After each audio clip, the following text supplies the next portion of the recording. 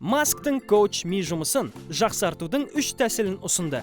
Tesla және SpaceX компаниясының негізін қалаушы Илон Маск өзінің қол астында жұмыс істейтін адамдарға жол сілтесін деген мақсатпен танымал коуч Джим Квиктің арнайы лекциясын тыңдатқан.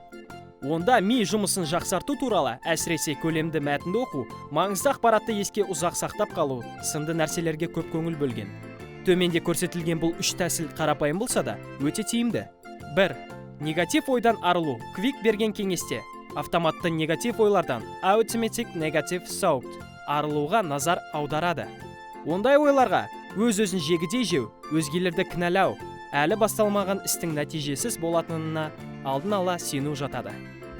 Сондай-ақ, мұндай негатив ойға адамның өз мүмкіндігін жасымен шектеуіне де қосуға болады. Мысалы, мен жаңа дүниеге үйрену үшін тым кәрімін дегенге саятын ойлар. Квик мұндай ойды бірден жойып отыру керегін айтады. 2. Миға арналған қорек тұтыну. Миға арналған қорек тұтыну деген кеңеске дел-сал қарайтындар көп.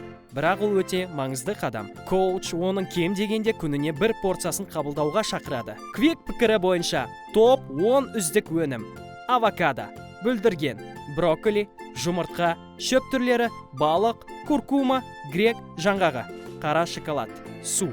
3. Көп оқу, көп ақпарат пен білім алу үшін біраз оқу керек. Жылдам оқу әдетін қалыптастыру жолында бұл іске күніне кем дегенде 10 минут уақыт бөліп, оны әдетке айналдыруға кеңес береді. Сондай-ақ, ол оқып жатқан жолды саусақпен сырғытып отыру оқу процесінің өнімділігін арттырады деп есептейді. Бір ғана кітап оқыған адамның өзі адамзаттың ондаған жылдар бойы жинаған тәжірибесінен хабардар болады, дейді Квик.